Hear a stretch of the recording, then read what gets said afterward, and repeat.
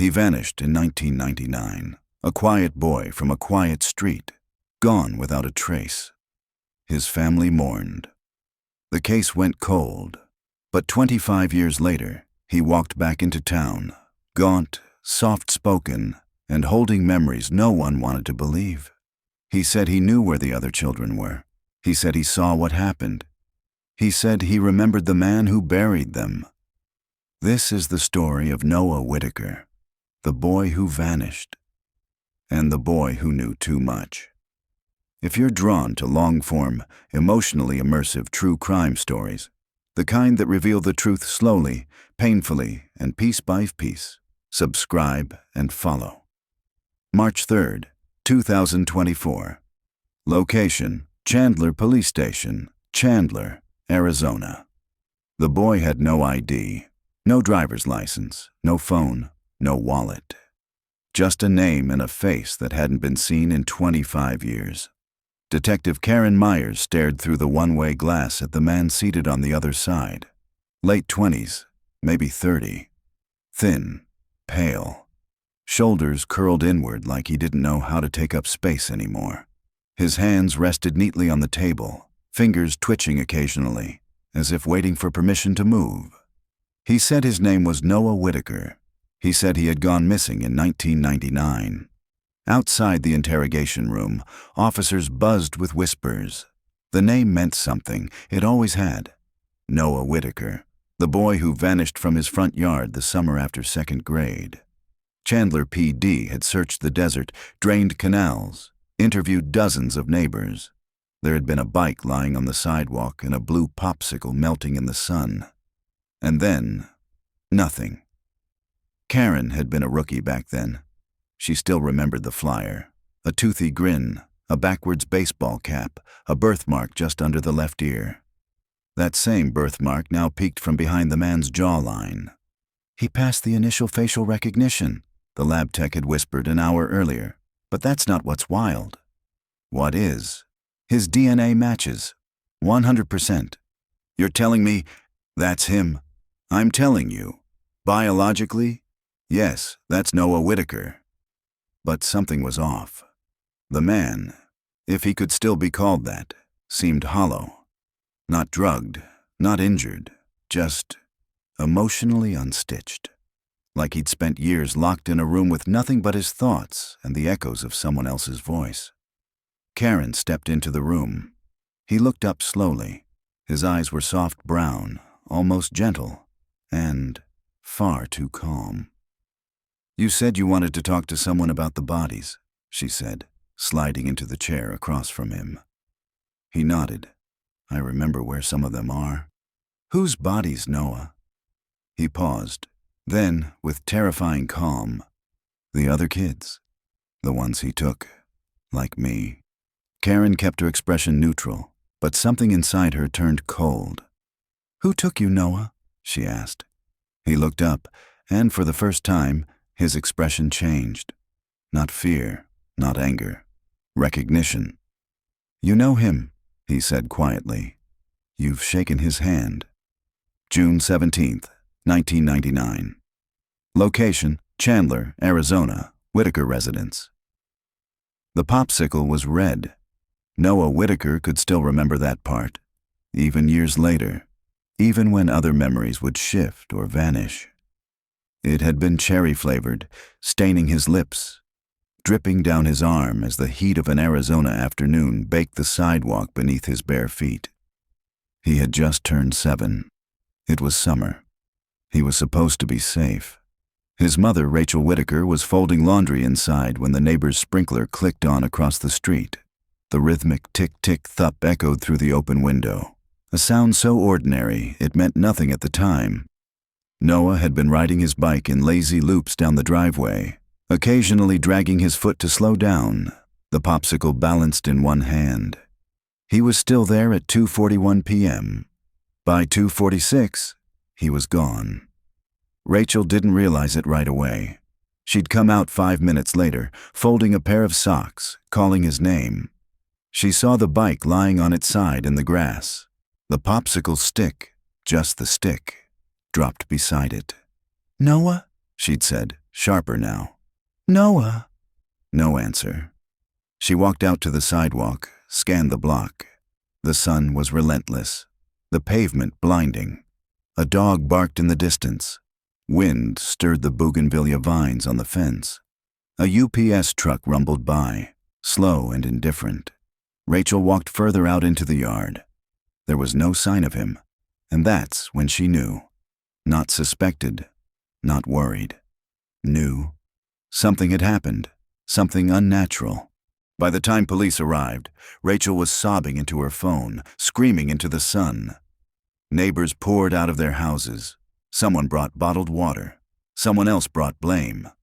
Maybe he wandered off. Kids do that. Has he done this before? No, Rachel kept repeating. No, he wouldn't leave. Not like this. He knows better. Officers canvassed the area within the hour. Helicopters followed by nightfall. Desert search and rescue units combed the canal banks, using poles to probe the shallows. The local paper ran the headline the next morning. Missing.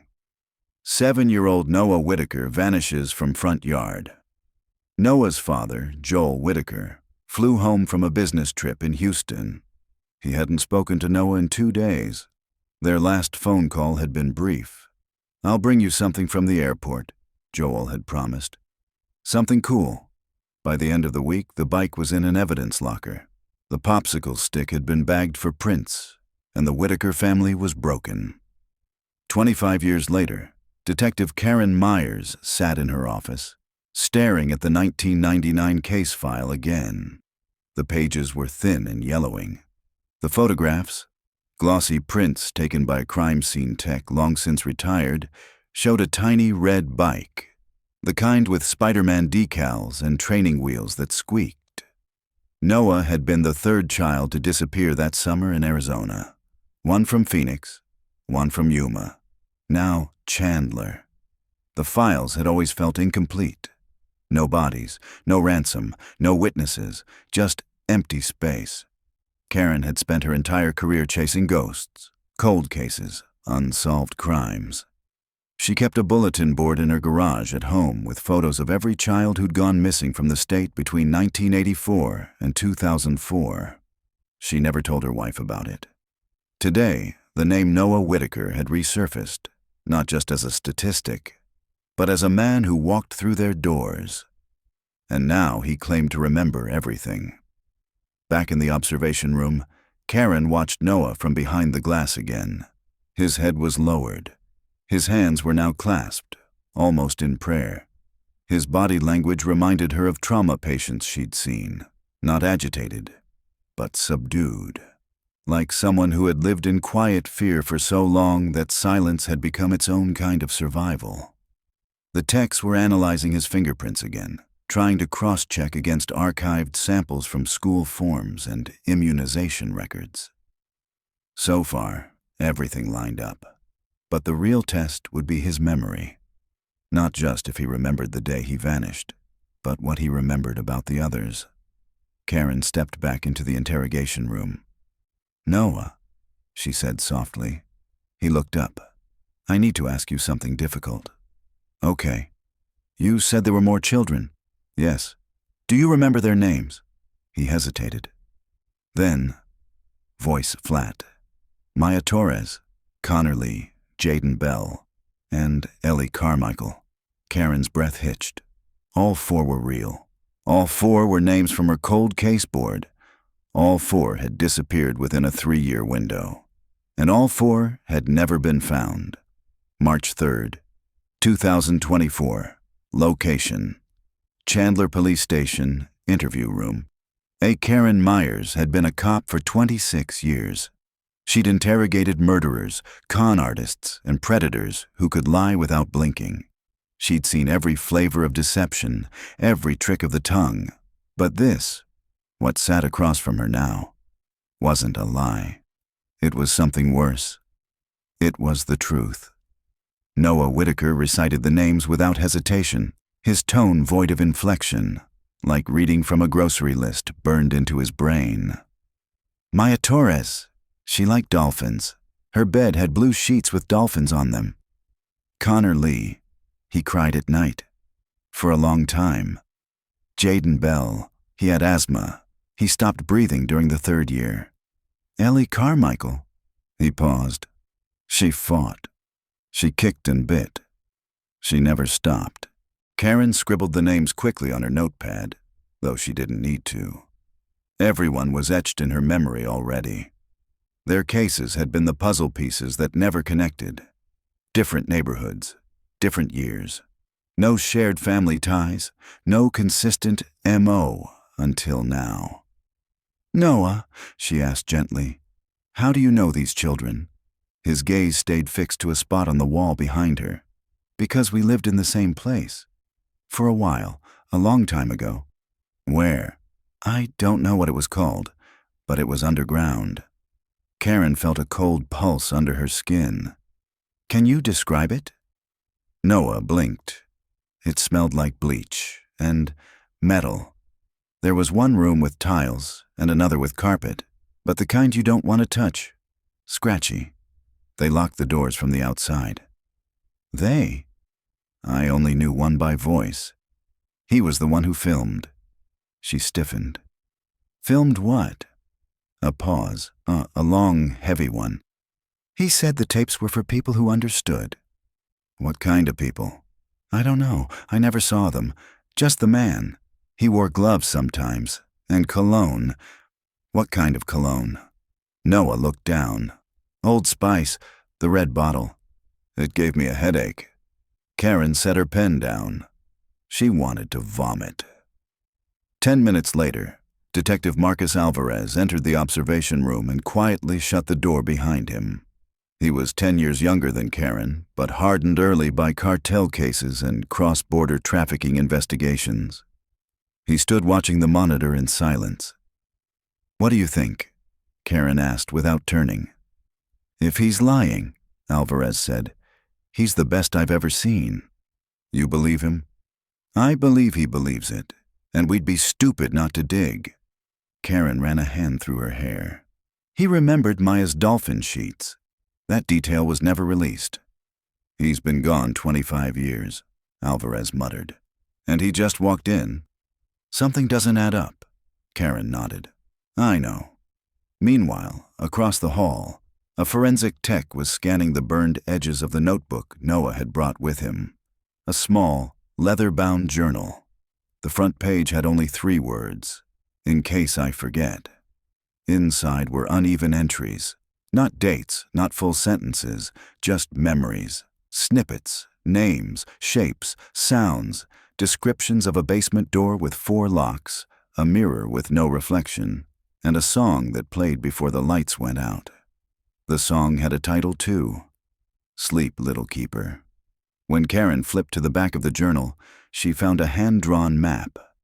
No street names, no labels, just arrows, landmarks. A large X over a wooded gulch 3 hours outside Chandler. She turned to Noah. "What's this?" "That's where the last room was, the one he used near the end.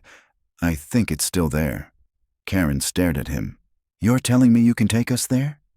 Noah nodded. Slowly. Karen stood. "We're going for a ride." They drove in silence. Karen behind the wheel, Alvarez in the passenger seat, Noah in the back seat between 2 uniformed officers. The further they got from the city, the quieter Noah became. His fingers twitched. His knees bounced slightly. He looked out the window like he was watching old ghosts re-emerge from the cactus and dust. 2 hours into the drive, he finally spoke. "He buried her near the water," he said, voice low. "Who?" Karen asked. "Ellie. She died after trying to run. He said she ruined everything." Alvarez turned in his seat. "What water?" Noah's eyes never left the horizon. "The place I drew. There's a stream. It only runs during the spring." They reached the gulch by dusk. The sun sank low behind a line of distant hills, casting the desert into cool shadows. Karen and Alvarez stepped out first. The officers followed, their boots crunching against the brittle ground. Noah hesitated. "Are you okay?" Karen asked. I haven't been here since I was 13, he whispered. But I remember the sound, the stream, and then, almost impossibly, they heard it. A soft trickle of water beyond the brush line. They followed him into the mesquite. The entrance was nearly invisible, a rusted metal hatch, camouflaged by sand, scrub, and fallen branches. It took 2 officers and a crowbar to pry it open.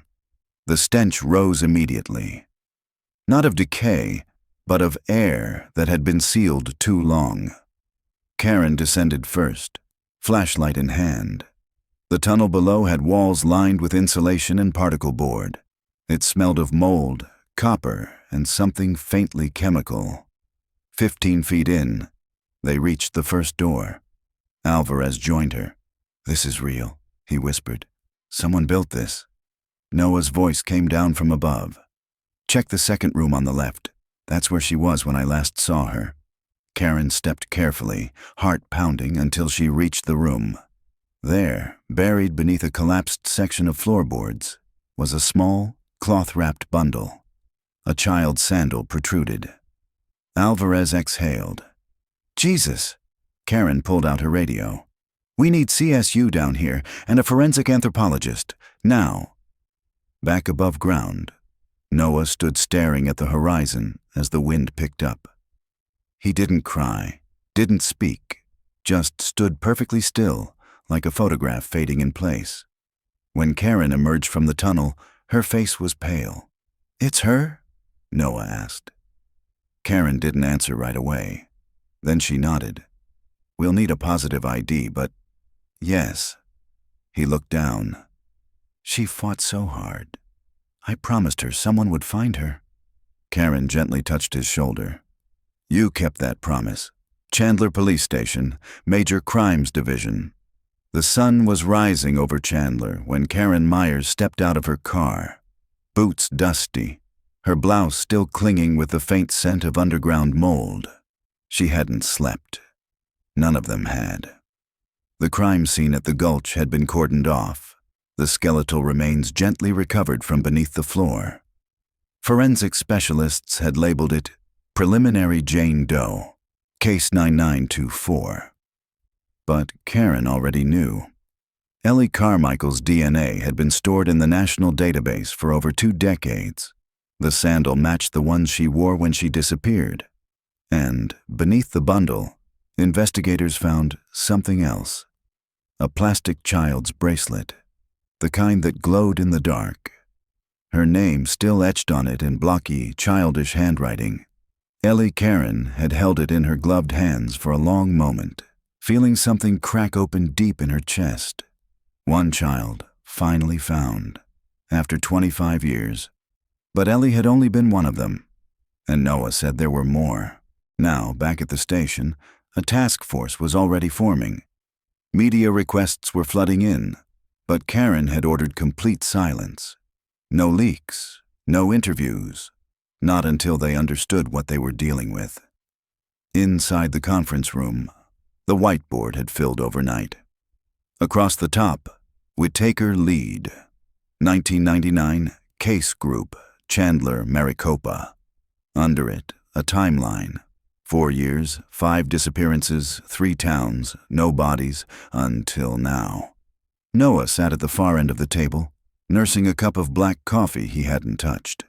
His eyes were rimmed with fatigue, but he didn't ask for rest. He simply sat there, waiting for them to be ready. Karen entered and nodded to Alvarez, who began. "We've confirmed the bracelet from the site matches Ellie Carmichael's. Her parents have been contacted for dental records. Preliminary osteology confirms female, age 9 to 10.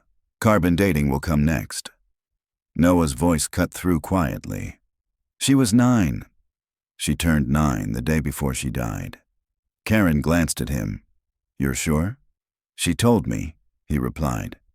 "We used to whisper birthdays to each other when the lights went out." Karen looked at the whiteboard. "So we have proof," she said. "Noah's memories are real. That bunker was real. Ellie was there." Alvarez turned to him. "Can you tell us more about the man? The one who ran the place?" Noah didn't speak at first. He looked down at his hands. "He called himself Mr. Aubrey," he said. But that wasn't his real name. I only heard someone say it once by accident. It was Robert. Robert something. Karen's blood went cold. Robert. She'd seen that name before. Somewhere. Robert what? She asked. I don't know. He told us we could call him Mr. Aubrey because he liked that name, said it made him feel gentler. Did he ever mention where he lived? No, Noah said. But I remember he had a birthmark on the side of his neck, like a splash, red and brown. Karen scribbled this down. What else? He wore gloves when he took us into the room with the camera, and he always whistled the same tune, even when we cried. Alvarez leaned forward. What tune? Noah hesitated, then began to hum. It was soft, eerily familiar. Karen recognized it, a lullaby maybe.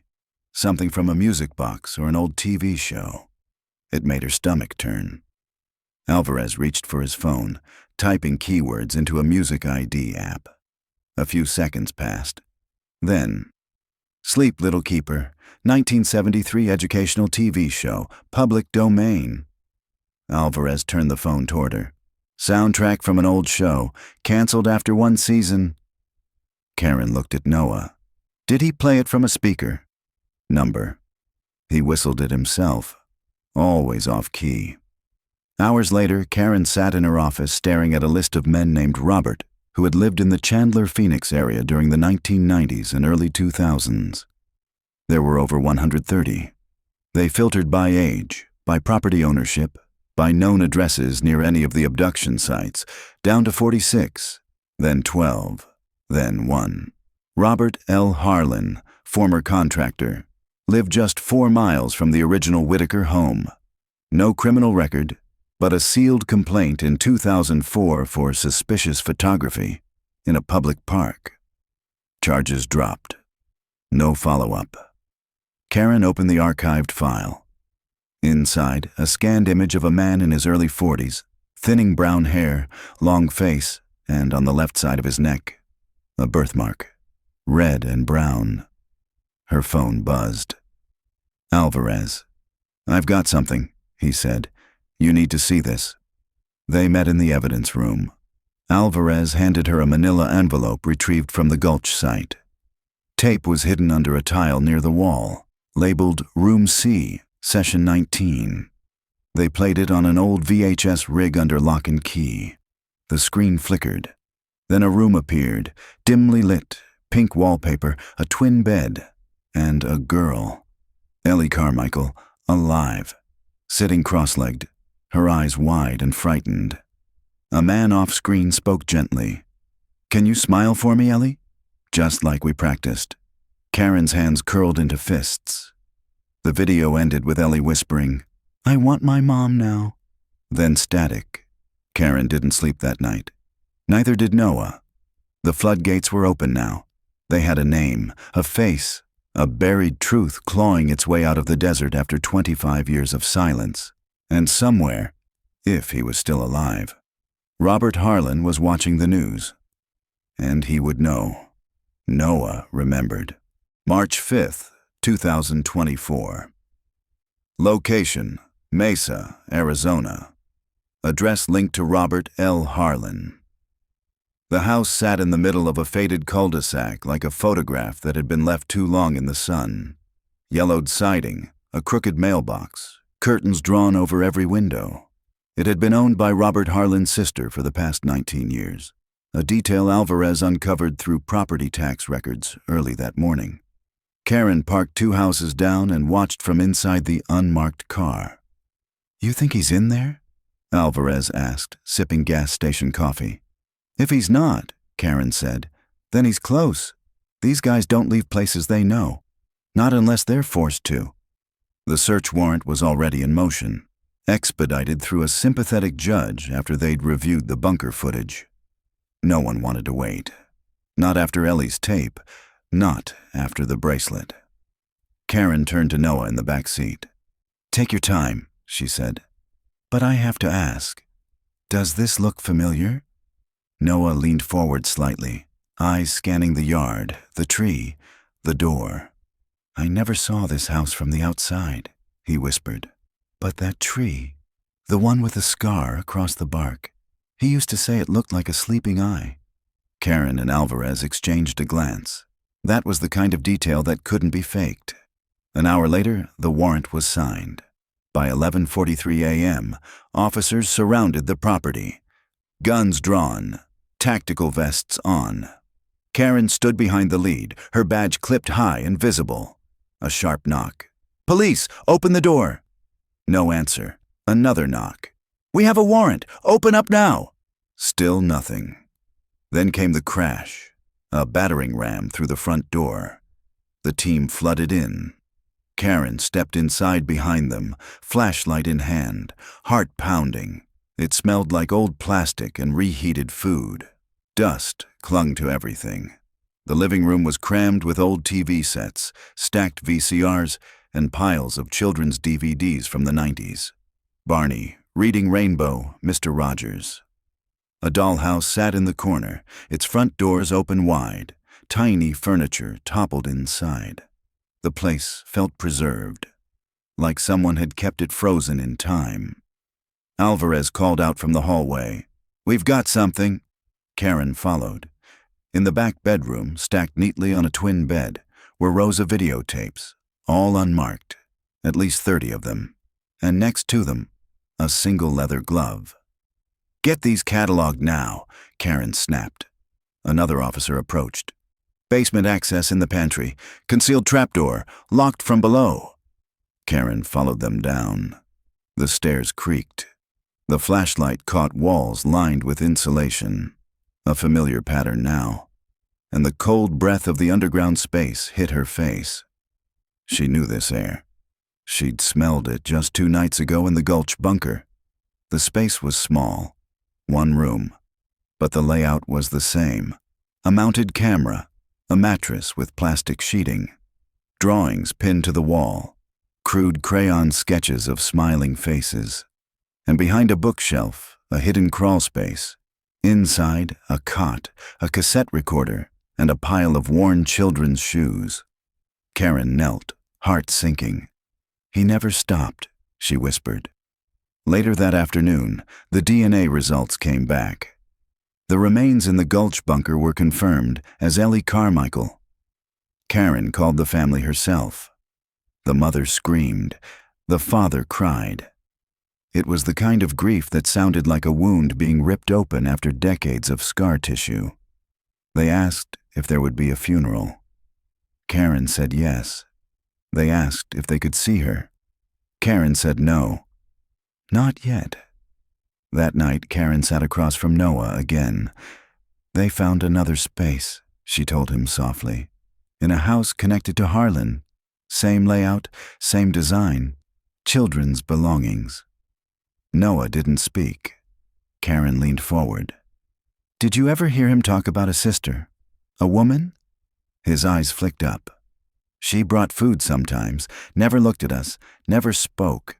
But I saw her feet under the door, red toenails." Karen's stomach turned. Alvarez stepped in. "We traced a 1998 registered food truck delivery service. Harlan's sister ran it. Had access to dry goods. Cash-only customers. It was shut down in 2001. She knew," Karen said. "She helped," Alvarez corrected. The next morning, Karen received a call from a field agent stationed in Yuma. "We found a structure," the woman said. "Matches your description. Desert outskirts. Abandoned shipping container buried into the ground." Karen's throat went dry. "Was anyone inside?" A long pause. "Bones," the agent said. "2 sets. Children." March 6th, 2024. Location: Yuma County, Arizona. Desert perimeter site. They drove through silence and scrub. Karen watched the terrain change outside the windshield, from cracked asphalt to gravel to open dust, until there was no road left at all. Just pale brush and sun-bleached stone. A place so forgotten, even the wind seemed hesitant to pass through. The Yuma field agent met them at the edge of the cordon. Her face was sunburnt, her eyes rimmed in sleepless red. "This way," she said, without preamble. The site was nearly invisible from above. A slight depression in the land, a rusted bolt protruding from sand that had mostly swallowed the steel hatch.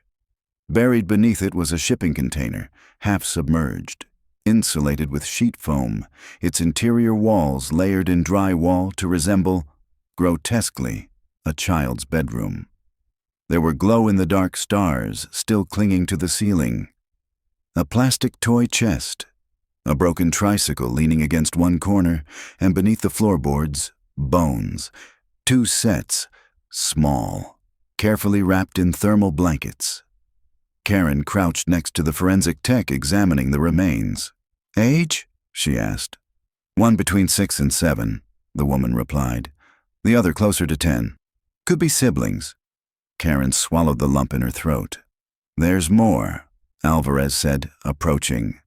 He held up a bag. Inside, a Ziploc containing 2 items, a tooth and a cassette tape.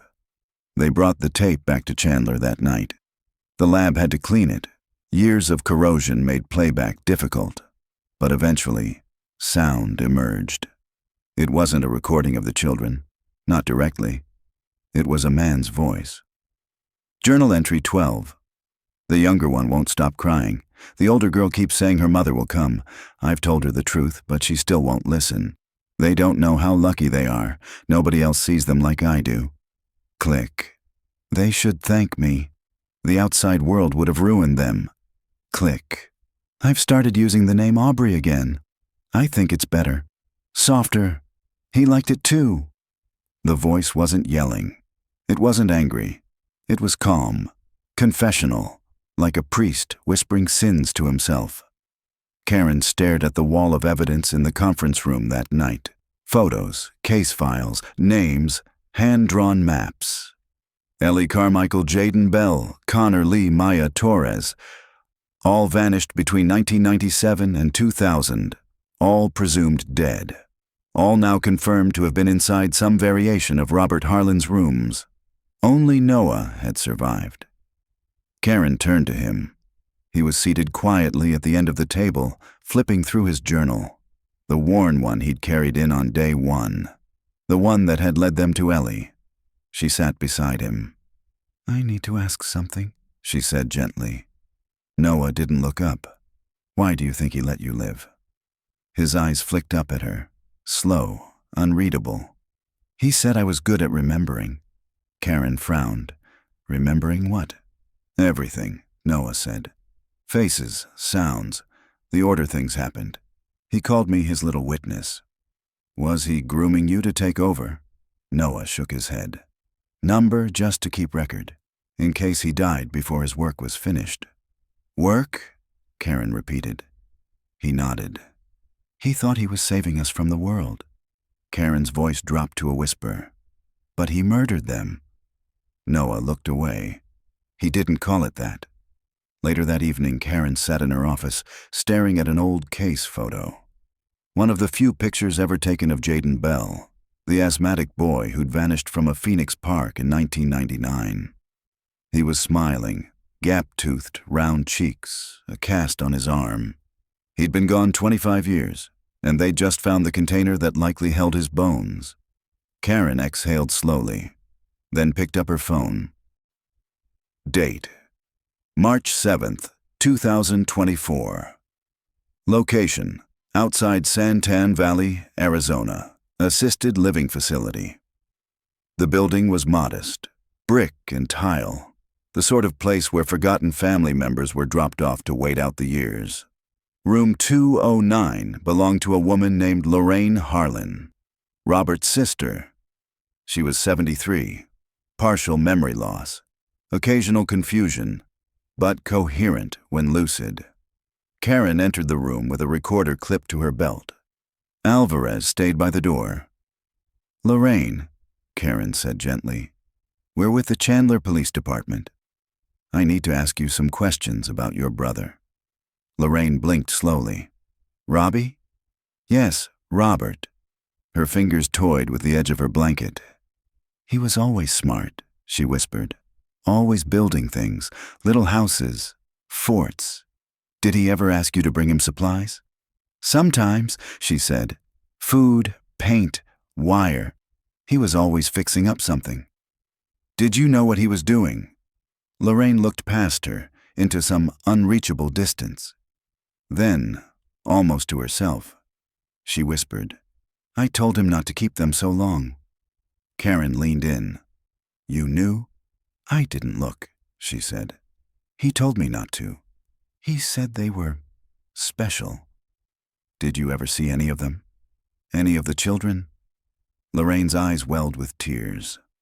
One of them waved at me from the cellar, a little girl.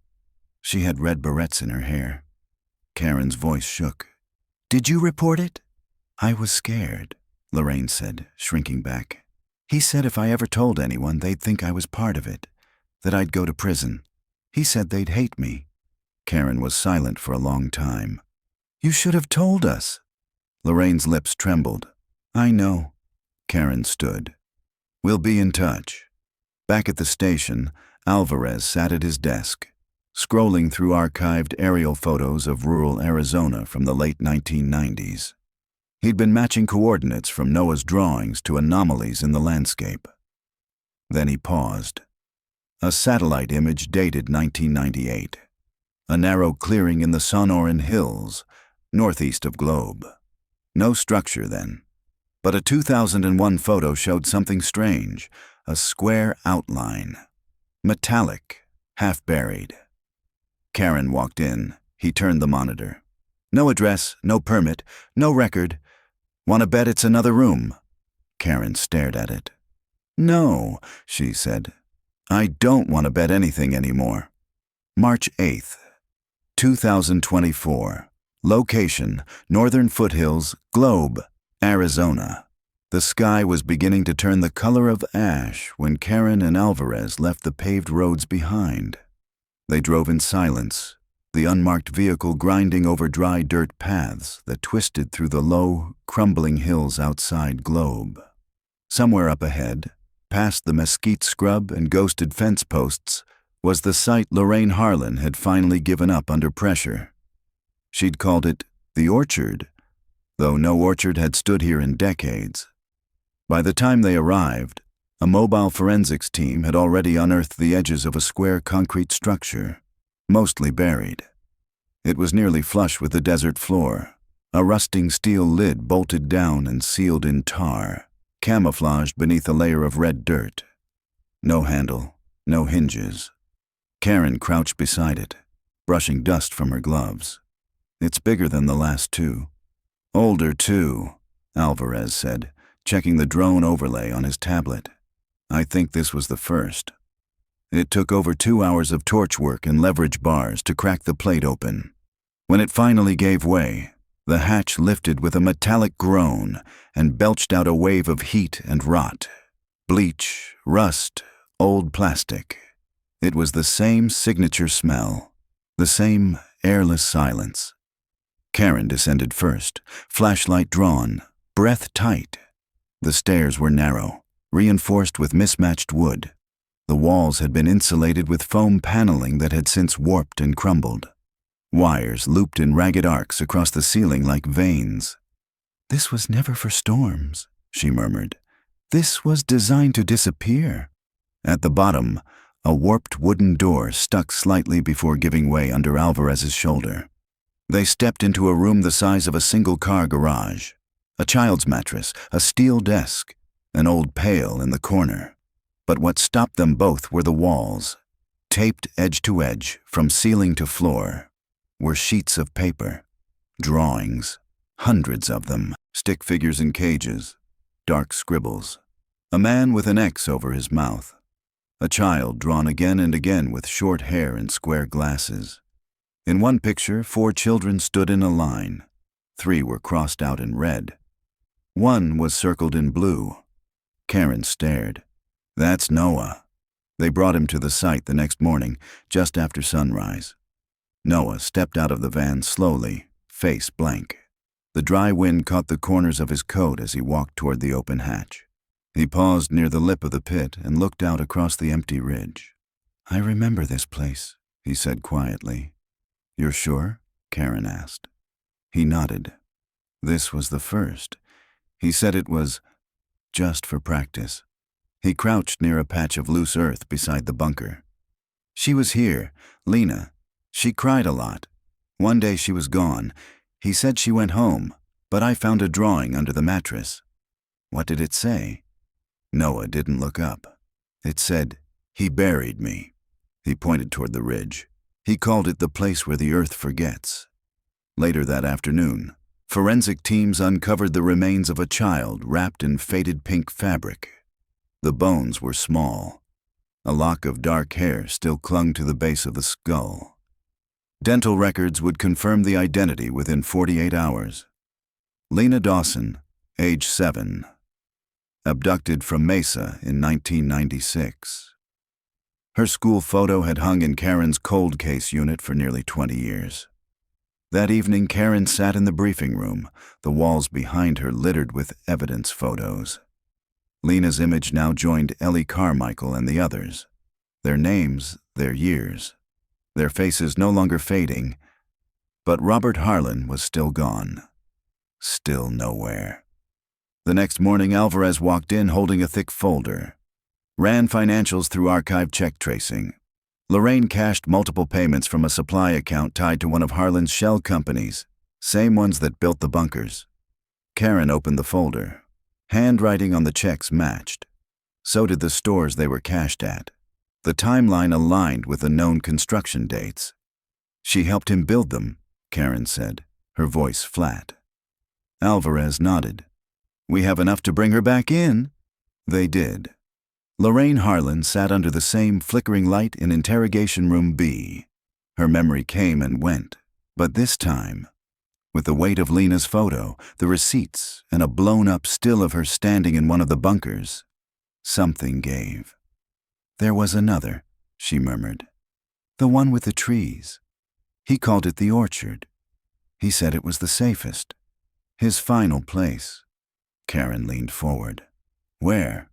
Lorraine gave them coordinates. Somewhere outside Wilcox. Remote. Long-abandoned fig grove. That same afternoon, they flew by helicopter over crumbling desert flats and dead orchard rows until the grove came into view, a tangle of twisted branches and skeletal tree trunks. At the far end of the lot, a large steel hatch reflected the sun. They landed, dug, and uncovered his masterpiece. 4 reinforced rooms side by side, each identical. Mattresses, restraints, tiny desks, mounted cameras, steel-plated doors with scratch marks across the interiors. In the last room, a smashed tape recorder lay beside a pile of decayed blankets. The audio lab salvaged part of the tape. First came a child's voice. "Please, tell my mom. I didn't want to go." Then silence. Then Robert Harlan, calm, steady. "You're safe here. The world can't hurt you anymore." That night, Karen returned to Noah's room at the safe housing facility. He sat near the window, backlit by the dim orange glow of the city. "We found it," she said softly. "The orchard. Just like you described." Noah nodded slowly, but his expression didn't change. "You've helped us give them their names," she said. "Their voices. We couldn't have done this without you." He looked at her. His voice was barely audible. "I wasn't the last one." Karen's breath caught. "What do you mean?" "He wasn't just keeping us." Noah stared out the window, eyes empty. He was raising someone to replace him. March 12th. 2024 location, Chandler Police Department, Major Crimes Unit. The recording played on a loop. Karen stood at the edge of the evidence room, arms crossed, watching the grainy footage pulled from one of the orchard rooms. A single figure sat cross-legged on the mattress, head bowed, rocking slightly. It wasn't Noah. The boy was younger, thinner, his hair longer, almost to his shoulders. The timestamp read October 2006, a full year after Robert Harlan vanished from the grid. "Pause it," Karen said. Alvarez froze the frame. The boy had turned his face just enough to show a pale jawline and a bruised eye. But what caught Karen's attention was the book in his lap, a composition notebook. The same kind Noah had kept under his mattress in the Gulch bunker. Karen walked to the monitor. Zoom in, right there. The spine Alvarez enhanced the image. The faintest lettering appeared. Volume 2, The Lessons. That afternoon, Alvarez pulled everything they had on children reported missing between 2004 and 2010 from Arizona, New Mexico, and parts of West Texas. Hundreds of cases. Names long buried by time. They filtered by age, by physical resemblance, by last known location. 2 boys stood out. One, Micah Sweeney, age 9. Disappeared during a family trip through the Chiricahua Mountains in 2006. The other, Toby Mercer, age 10. Last seen outside a truck stop in Deming, New Mexico in early 2007. Both cases cold. Both boys had dark hair and similar builds. Karen stared at their missing posters for a long time. Neither had ever been found. But someone had been trained in that bunker. Groomed. Left alone with the recordings, given time, space, purpose. By evening, they had a list of locations, safe houses, storage units, and trailers once connected to Robert Harlan through shell accounts and burner phones. Some were gone, others were still standing. One address stood out, a desert property listed under a trust name 2 counties north of Tucson. No building permits, no utilities. Purchased in cash in 2005. Karen and Alvarez were on the road before nightfall. They reached the property just before midnight. A half-collapsed trailer sat behind a rusted gate. Moonlight flickered across rows of dead weeds and bent tin. Karen approached first. "You smell that?" Alvarez nodded. "Gasoline, recently spilled." The door was ajar. Karen pulled her flashlight. Inside, the air was thick with chemical fumes and scorched plastic. In the corner, a steel drum still smoldering. Alvarez rushed forward and knocked it over with a gloved hand. Inside were charred remains of tapes. Dozens, maybe more. All melted together, but one reel had fallen free, only partially burned. Karen lifted it carefully, her fingers trembling. "It's labeled," she whispered. Scrawled in black marker. Toby, final session. Back at the lab, techs worked through the night to salvage what they could. What emerged was a 9-minute sequence. A dim room. A boy, the same one from the orchard footage, standing against a wall, arms raised. Harlan's voice guided him from off-camera. "Again, tell me what we do when they disobey." "We isolate," the boy whispered. "Good. And how long?" "Until they forget." The boy's voice was steady. Too steady. At the end of the tape, he sat down in front of the camera. Not crying, not afraid. Just calm. "If he's gone, I'll keep going," the boy said. "They still need the lessons." Karen watched it twice before shutting it off. That night, she couldn't sleep. She kept hearing Noah's voice in her head. He was raising someone to replace him. And now, it wasn't a theory. It was real. The next morning, a call came in from an FBI analyst in Quantico. They'd used AI pattern matching against facial structures from the orchard footage and age progression models. The boy wasn't Micah Sweeney, and he wasn't Toby Mercer. He was Jacob Harlan, Robert's biological son, born in 1995. Mother deceased in 1999. No formal birth certificate filed, hidden in plain sight. Karen stared at the file in silence. "This isn't just generational trauma," she finally said. "It's inheritance." By noon, an Amber Alert was issued for Jacob Harlan, now estimated to be in his late 20s, likely operating under assumed identities and trained for years in psychological control, isolation, and obedience conditioning. A new kind of threat. Not just a captor, a successor. March 13th, 2024. Location, Chandler, Arizona. Victim Services Wing. The morning light filtered through the tinted windows of the secure wing where Noah had been staying.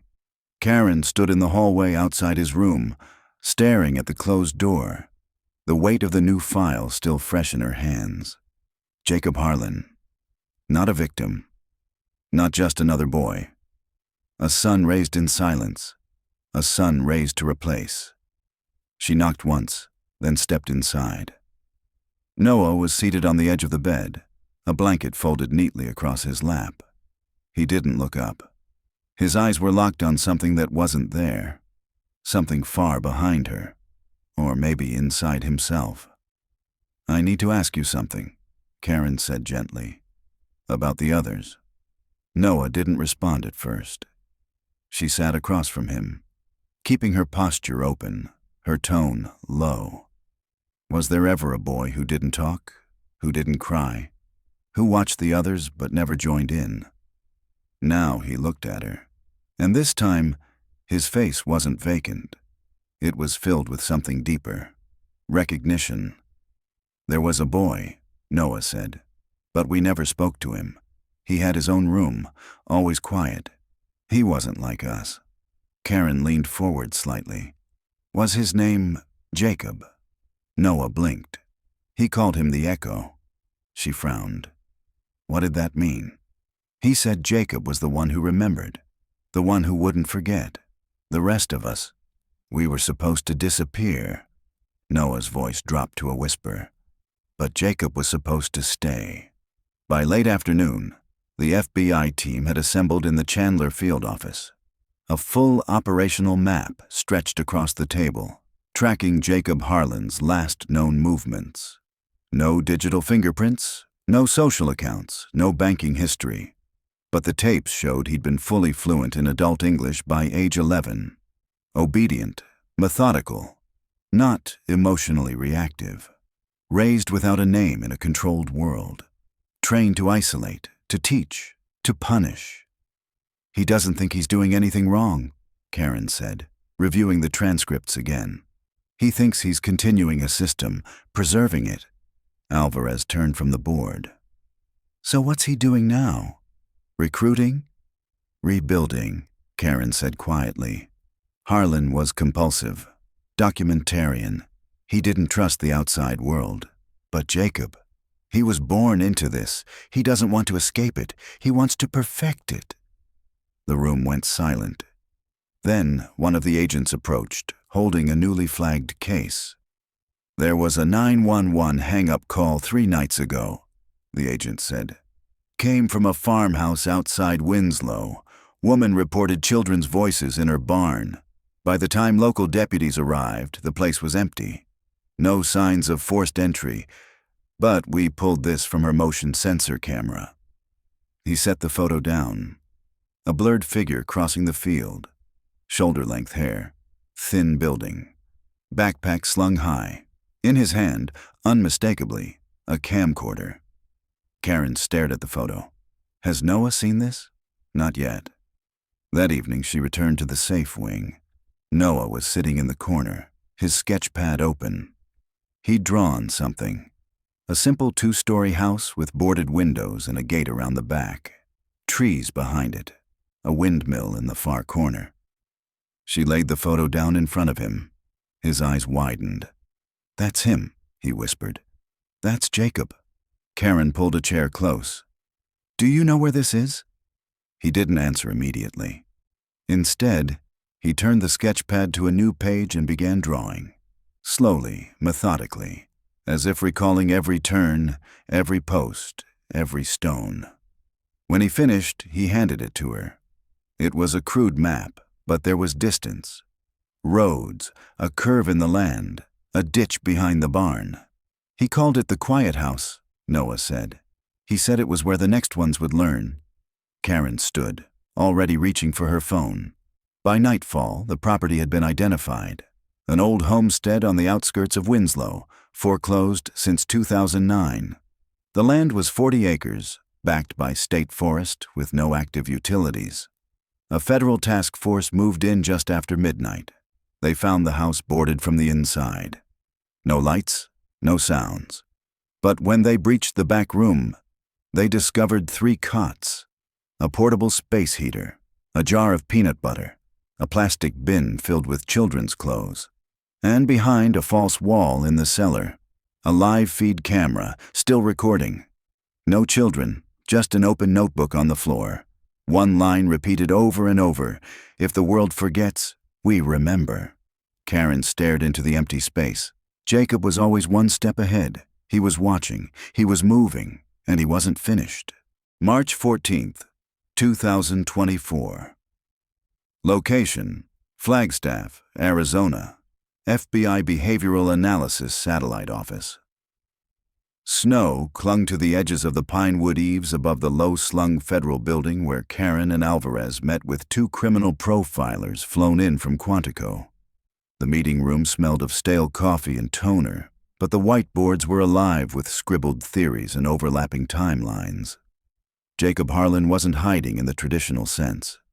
He was replicating, building and dismantling as he went, never staying long enough to draw suspicion, always close enough to watch, but far enough to vanish when the wind shifted. "He's not just trying to carry out his father's work," the lead profiler said. "He's trying to exceed it." Karen rubbed her temples. "He's still young, mid to late 20s at most." "Yes," the profiler nodded. "But he was indoctrinated from infancy. That accelerates development in disturbing ways. Emotional desensitization, control conditioning. He doesn't fear the consequences, because he was never taught to recognize them as real." "What's his endgame?" "Legacy," the profiler said flatly. "He's not a killer in the traditional sense. He's an archivist of obedience. He wants others to continue the system after him. He's looking for apprentices." Karen's breath caught. "You think he's training them?" "I think he's already started." Later that day, they reviewed hours of footage salvaged from the hidden surveillance camera at the Winslow property. One section stood out, time-stamped just 5 days prior. A boy, around 10 years old, sat on one of the cots. His hands were folded in his lap. He stared straight ahead, blinking occasionally. Then Jacob entered the frame. He moved with eerie calm, not aggressive, not warm either, mechanical.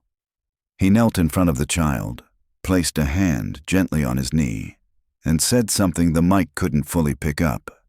But the boy's response was audible. "I won't tell. I remember the rules." Karen felt the nausea build behind her ribs. She stood and walked out before the clip ended. By sunset, local authorities confirmed what they hadn't wanted to believe. A boy named Colby Jensen, age 9, had been reported missing from Holbrook 6 days ago. His bike was found behind a gas station. No witnesses, no cameras. Now he was the one in the video. Another child inside Jacob's system. But not anymore, because Jacob had moved again.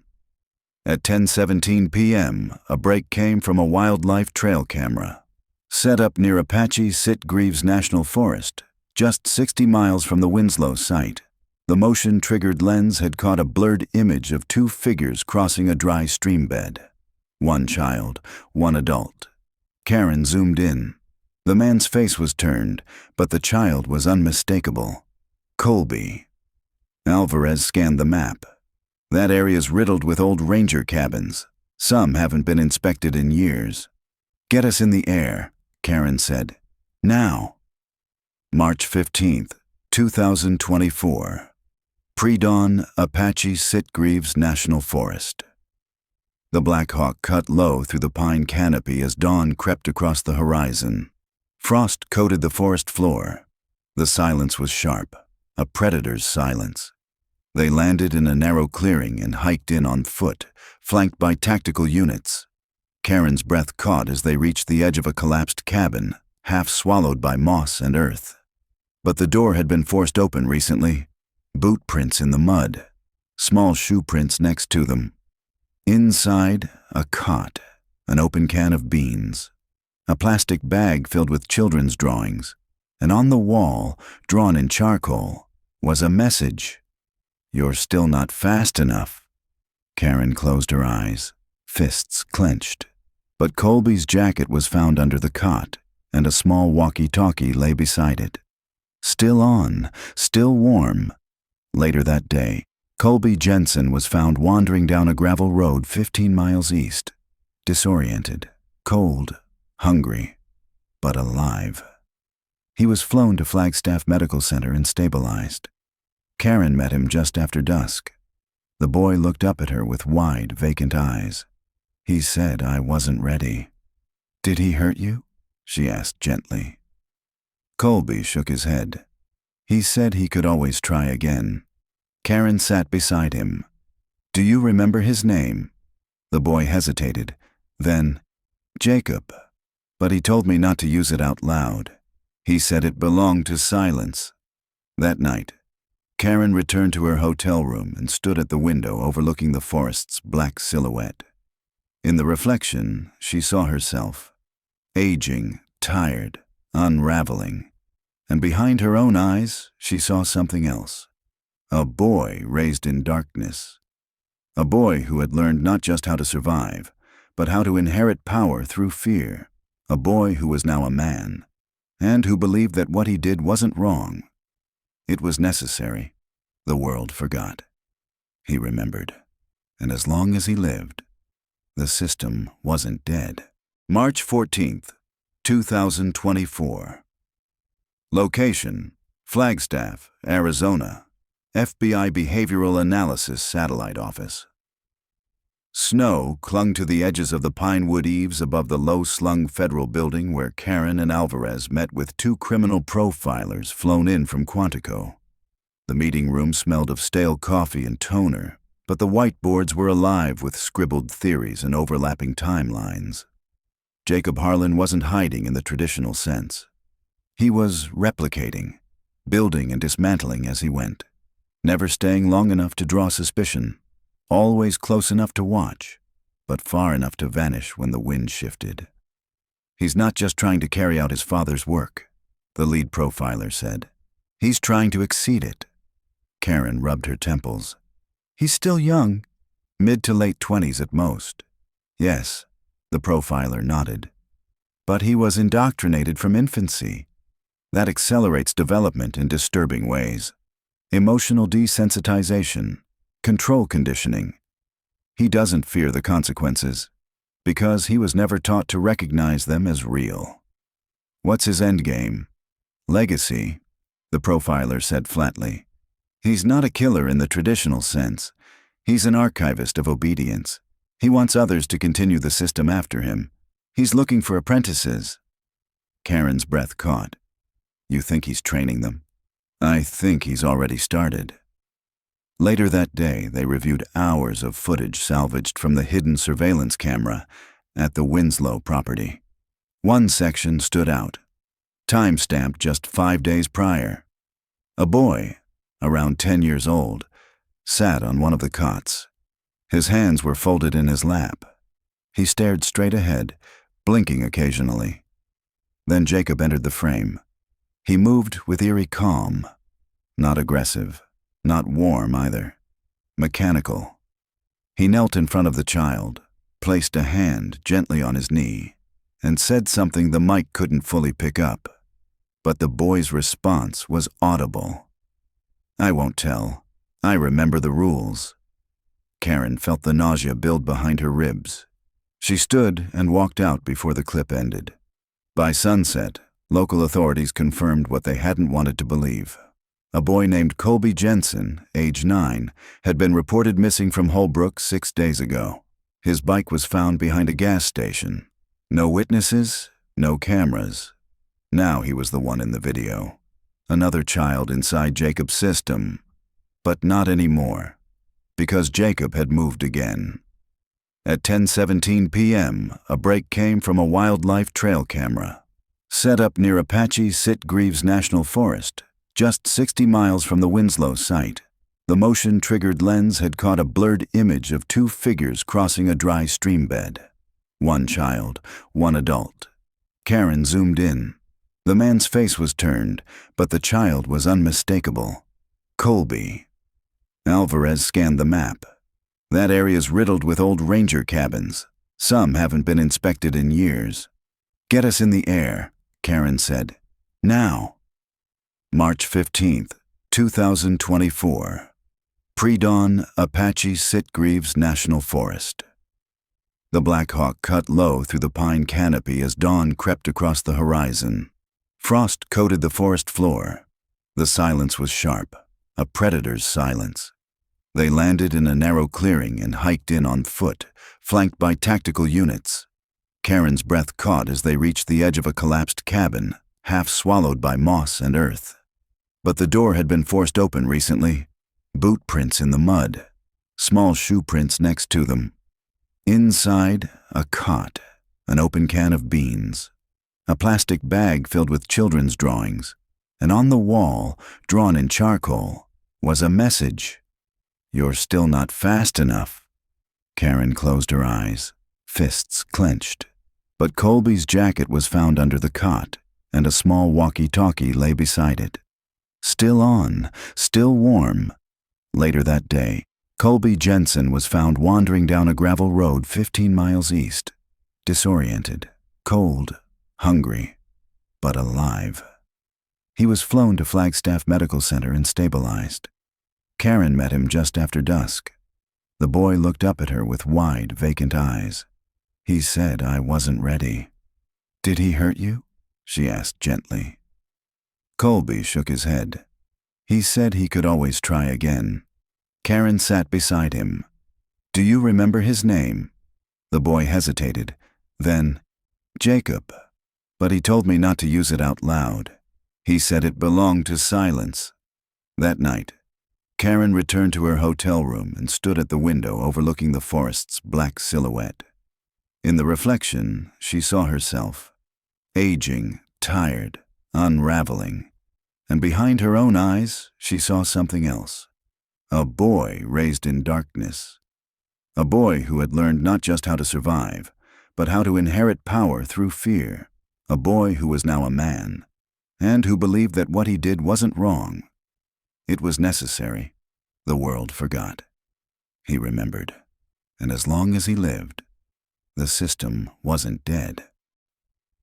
March 16th, 2024. Location: Chandler, Arizona. Secure interview room. Victim Services Wing.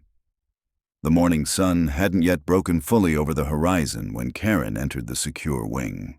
The hallway lights hummed above her, casting long shadows as she moved toward Noah's room with no file in hand. Just the weight of what she'd seen the night before. Noah sat cross-legged on the cot, sketchpad open, drawing lines that didn't seem to form anything at first glance. Karen knocked lightly before stepping in. I need to talk to you about a place Jacob called the Orchard, she said. Noah didn't look up. He kept drawing, the pencil sliding softly across the page. It wasn't just a place, he finally murmured. It was a rule that never changed. By mid-morning, they were seated together in the small interview room. A lamp lit the center of the table while the rest of the room remained cloaked in soft shadow. In the orchard, Noah said. Nobody cried. Nobody screamed. If you did, you went to the basement. Karen kept her voice even. How many of you were there? Never more than 5 at a time, sometimes just 2. One time, it was only me and him. Jacob? Noah nodded slowly. But we never said his name. He didn't like that. He said names were for the before. In the orchard, you only had lessons. By early afternoon, Karen was in her office reviewing the latest scans from Noah's sketchbook. One particular drawing stood out. A crude aerial view of a decaying orchard with what looked like an underground tunnel system, marked with arrows and rough measurements. On one corner of the page, he had written, "He hid the rest there." She forwarded the image to the field team. 3 hours later, confirmation arrived from the Sulphur Springs Valley. A derelict farm once owned by Nora Harlan, Jacob's grandmother, matched the location in the drawing. The property had been abandoned for decades, its records untouched since the mid-1980s. At dusk, Karen and Alvarez stood outside the remains of the orchard house. The wind carried the smell of dust and forgotten fruit. The trees were long dead, their limbs reaching like blackened bones toward the sky. Behind a rusted water tank, the ground had been disturbed. A hidden panel was unearthed by nightfall, revealing a sealed tunnel that led beneath what remained of a long-collapsed barn. Inside, the air was still and sour. Karen descended first, flashlight cutting across narrow concrete walls. A corridor curved sharply left, ending in a reinforced steel door. She paused only briefly before pulling it open. The orchard room had survived. Cots lined the back wall. A two-way mirror overlooked the space from a small control booth above. A steel cabinet stood bolted shut in the corner. Karen stepped closer. 3 agents worked in silence to unfasten the locks. The cabinet creaked open. Inside, 5 pristine VHS tapes, each labeled with a lesson title, each marked with the same twisted logic. Lesson 01, Silence, Lesson 02, Obedience, Lesson 03, Forgetting, Lesson 04, Hunger, Lesson 05. Transfer. Karen didn't speak. She just stared at the 5th tape, her pulse roaring in her ears. Transfer. They found 3 small skeletons in the crawl space that extended beneath the cot platforms. 2 wrapped in burlap, 1 in decayed plastic. All bore signs of healed fractures. None had been reported missing. Later that night, Karen sat with Noah once more. She didn't bring the drawings. She didn't bring the tapes, just her voice. "We found them." Noah's reaction was unreadable. He lowered his gaze. "Were they still in their uniforms?" he asked softly. Karen paused. "Uniforms?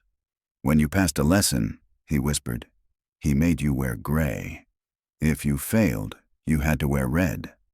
The new ones knew who to follow." Noah's breathing shallowed. "I had my gray for 2 weeks," he said. "Then he said I was ready to be replaced." Karen swallowed hard. "Is that when you escaped?" Noah looked at her, not with fear, but with something harder. "No," he said. He didn't blink. "That's when I helped him pick the next one." March 18th, 2024. Location, Flagstaff, Arizona. FBI Field Office, Behavioral Crimes Division. The sky over Flagstaff was pale and brittle, a washed-out gray that seemed to mirror the weight in Karen's chest as she arrived that morning. Her boots still carried orchard dirt from 2 days ago. She didn't care. Noah's last words hadn't left her mind. "That's when I helped him pick the next one." It wasn't just guilt. It wasn't even confession. It was participation. And yet, she knew he hadn't done it willingly. Inside the field office, Alvarez met her near the case board. Red strings now stretched across 3 states, Arizona, New Mexico, and Colorado. At the center of it all, Jacob Harlan, age unknown, psychological profile incomplete, last confirmed location already abandoned. "We've ID'd the 3 children from the orchard room," Alvarez said quietly, handing her a folder. Karen opened it. Kyle Mathers, age 7, reported missing in 2008. Sierra Velez, age 6, never officially reported, mother believed to be involved. Eli Carter, age 8, disappeared 2011. Case classified as runaway. All unconnected, all from rural areas. All with poor documentation, no surveillance, no follow-up. All forgotten until now. By noon, the forensic lab had finished reviewing 2 of the VHS tapes. Karen sat in a sealed room with a behavioral analyst as the screen flickered to life. The first tape, Lesson 01, Silence, opened with a black screen. A male voice, muffled but calm, began speaking. "The world outside is full of noise. In here, you are safe. In here, we learn who we truly are."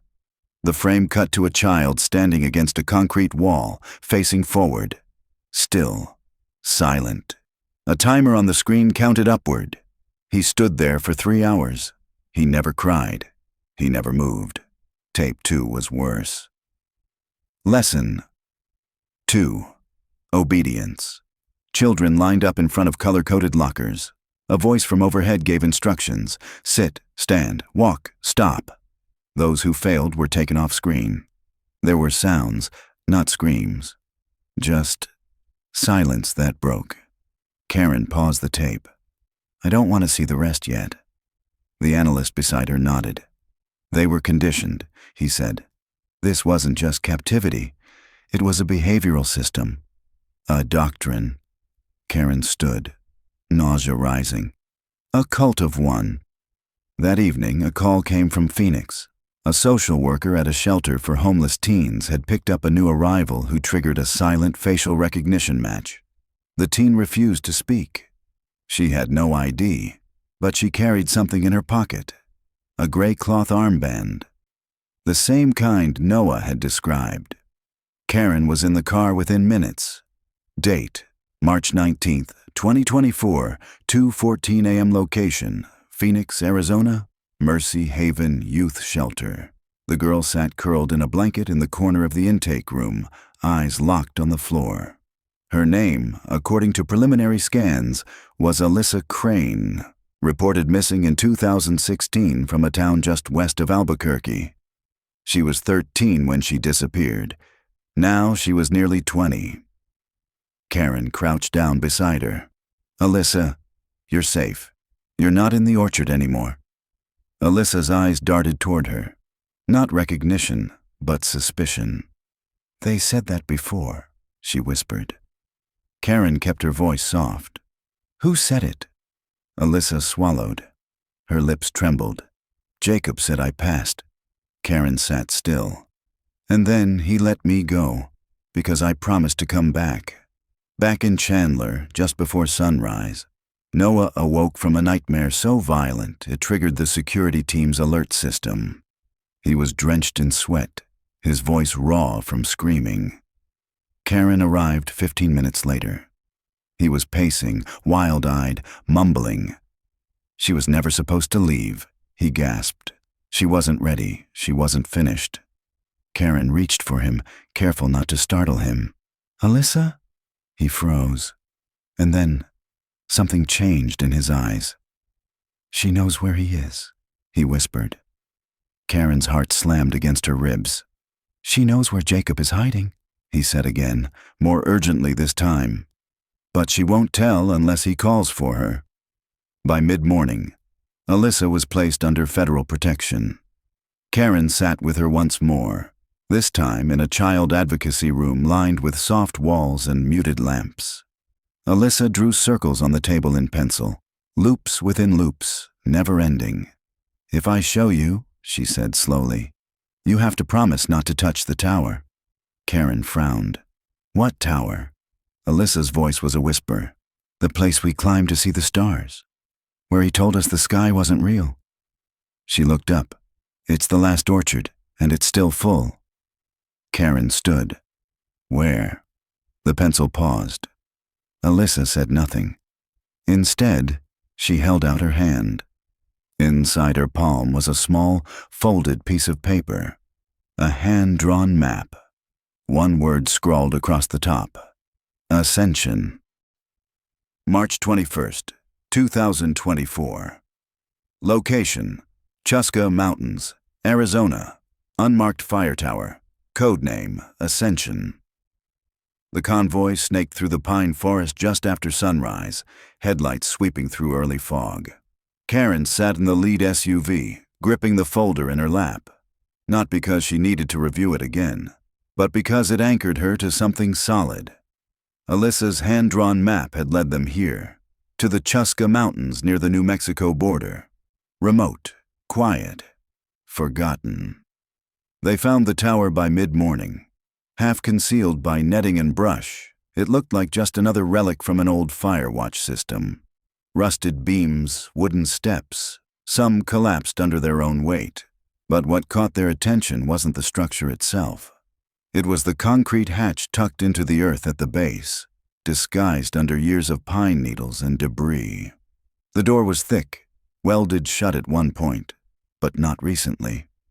By the time agents pried it open, The sun had risen high enough for shadows to stretch and spill across the clearing like ink. Karen went in first, flashlight cutting through the dark as her boots echoed down the narrow spiral staircase. The walls were thickly insulated, possibly soundproof. 60 feet underground, the stairwell ended in a corridor that opened into what could only be called a bunker. But it was far more than that. The interior was built like a maze. Windowless rooms arranged deliberately, some with beds, others with desks and whiteboards, all of them monitored. Cameras mounted in every corner, wires still running to a central control hub. Karen moved slowly, methodically, past a wall lined with VHS tapes. Dozens, maybe hundreds, each one labeled by year and lesson number, some dated as recently as 2023. In the largest room, they found what they were dreading, and more than they imagined. A chair bolted to the floor, leather straps stained from use, 4 hooks, a two-way mirror. The silence in the room was heavier than the dust. It clung to them. Karen didn't speak. Neither did Alvarez. There were signs the place had only been abandoned weeks ago. Then came the photographs. Tucked behind the control panel were dozens of Polaroids, each featuring children in gray uniforms, standing or sitting in formation. One photo in particular made Karen's breath hitch. 5 children seated in a circle, hands on their knees, all with gray armbands.